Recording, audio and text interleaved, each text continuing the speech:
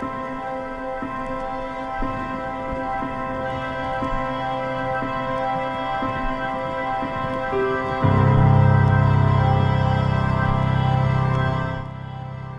spent about the last month in Chiang Mai, and what's cool this time is we're seeing that by returning every year that these relationships with the girls in the bars are starting to go deeper. We're starting to have more favor. And this year when we came, it was really special because we walk into the bars for the first time in a year and the girls remember my family. And they start running up to us to greet us, to see how we're doing, to talk to our kids who they've built a relationship with and have begun to love like family.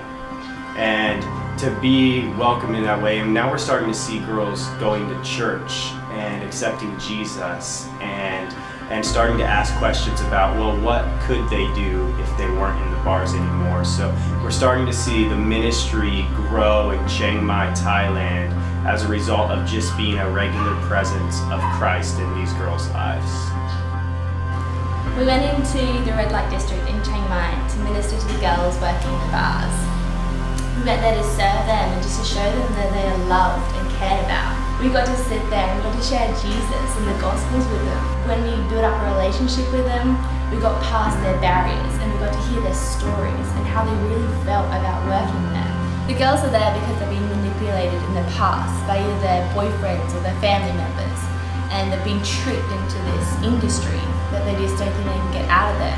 They feel trapped, that there's no hope for them, and they don't think there's another job opportunity that they can do. They either haven't had any past studies that they can fall back on or anything like that, and they feel like this is their home, this is where they have to be, there's nowhere else that they belong. The girls think their identity is in their image, in their makeup, in their clothing. They wear so much makeup and so little clothing. The thing is by how many men they attract. They feel like they're just an object, and in fact they're treated like an object. They're just used over and over again. But that's not true at all. Their identity is in Christ, and it's such a heavy environment that it was just an amazing experience just to bring God's love and peace and joy into it. And this made an impact on my life. Like, this has affected me because I want everyone to know that they are loved. So us guys also did ministry into the red light district and into the bars, but not to the girls, but to the customers, which is mostly men. And we go in there as regular guys, but with the intention to talk to the men about the girls' situation and to show them God's love. And that last part, showing God's love, is very important to me. Because you have to understand that the men that are buying the girls are as broken as the girls. Their stories might be similar to the girls' stories.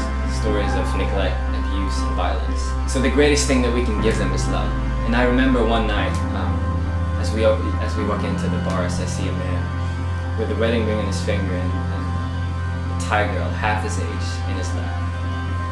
And I just remember how angry and how sad I got. And I just wanted to go up and tell him, about his wife and remind him about his wife. But God just spoke to me right there and said, remember, everything has to be out of love. Because it's easy to be angry, to yell at him, But don't you think that he knows what he's doing?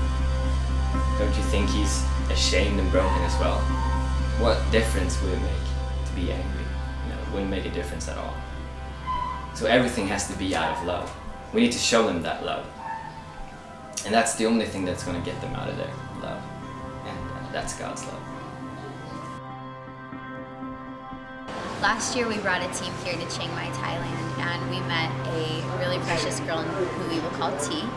We were introduced to her by a team that had met her the night before and wanted to make sure that somebody continued relationship with her. We continued to come to the bars and just build relationship with her and get to know her and love her and let her know just how precious she is. When we came back this year, we had sent a team from YWAM Justice DTS right before us, and they said that they had found out that T had accepted Christ right after we left.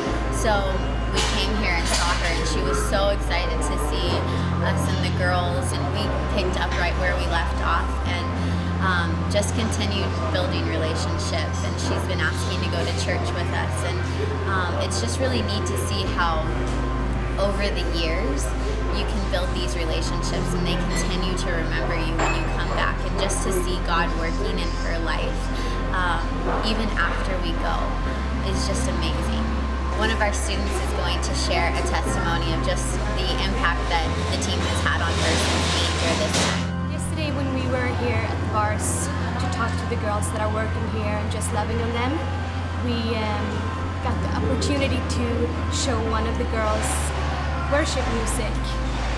And today when we got back here for intercession to just pray for the girls and the men that are coming here tonight, she was playing Mighty to Save by Hillsong in her bar, where they're selling girls at night. It's amazing to see how God is working in her heart and that everything is possible with Him.